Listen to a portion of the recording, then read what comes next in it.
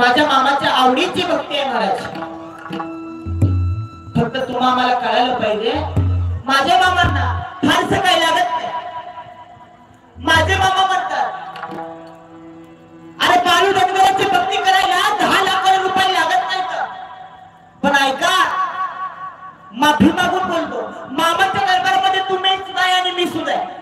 पण या मामांच्या दरबारामध्ये आल्यानंतर आपल्या संपत्तीमधला थोडा का होईना भाग मामाच्या कार्यासाठी खर्च करा।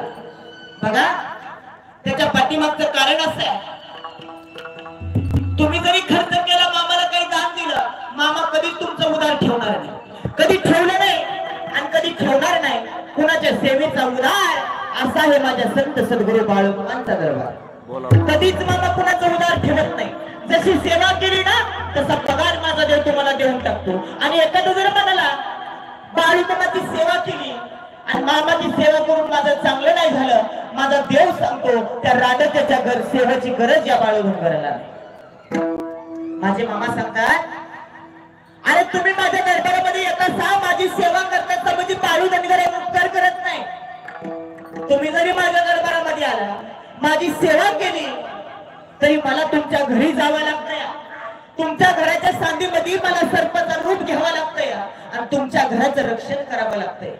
अरे रांडचं मग एवढंच नाही तुमची लेकरं बाळा उपाशी मरत्याल म्हणून मला तुमच्या घराच्या चुलीमध्ये अग्नीचं रूप घ्यावं लागतंय आणि तुमच्या घरातलं अन्न शिजवावं लागतं। यापेक्षा मामाला तुमच्या आमच्यासाठी काय करावं? बघा आपला विषय काही चालला होता मी म्हणणार नाही तुमच्याजवळ 10 लाख रुपये असतील तुम्ही 10 लाख मामांसाठी खर्च करा। पण बघा मामांचं चरित्र वाचलंय म्हणून सांगतो माझ्या मामांनी सांगितलंय जो कोणी बाळू धनगराला रुपये देईल त्याला बाळू धनगर 10 रुपये देईल। जो कोणी बाळू धनगराला 10 रुपये देईल ना त्याला बाळू धनगर 100 देईल। जो 100 देईल त्याला 1000 देईल आणि जो 1000 या बाळू धनगराला देईल त्याला लाखानं द्यायसाठी बाळू धनगर या तळावर बसले। म्हणून साठी मामांच्या दरबारामध्ये आल्यानंतर आपल्या संपत्तीतला थोडा का होईना भाग मामाच्या देव कार्यासाठी खर्च करा। अरे जगाचा मालक आदमापूरचा राजा तुमचं कल्याण केल्याशिवाय होणार। फक्त ही मामाच्या आवडीची भक्ती आहे, ही मामाची सेवा आहे। इथं फक्त आणि फक्त सेवेला किंमत आहे। माझे मामा सांगतात करशीला सेवा तर खशीला मेवा आणि करशीला चाकरी तर खशीला नोकरी। या ठिकाणी कुणी म्हणायचं नाही मी अमुक प्रॉपर्टीचा मालक आहे, मी अमुक प्रॉपर्टीचा जागीरदार आहे। अजिबात नाही। जागीरदार सुद्धा त्याच पायरीला, श्रीमंत सुद्धा त्याच पायरीला आणि गरीब सुद्धा त्याच पायरीला।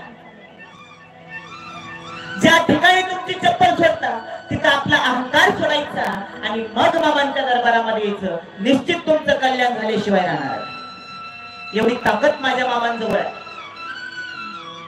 या देवाची भक्ती करण्यासाठी फारसं काही लागत नाही।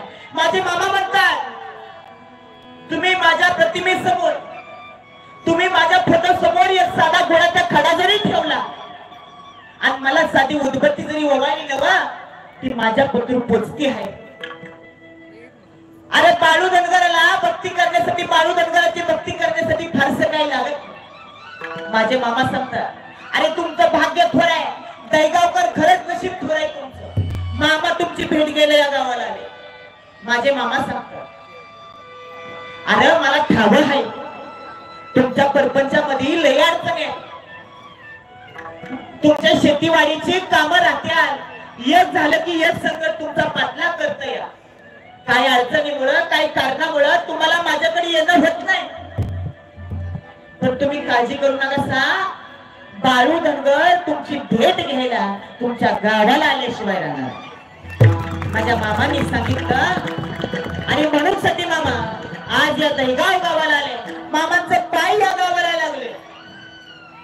लागली याचा हुल हो उलटल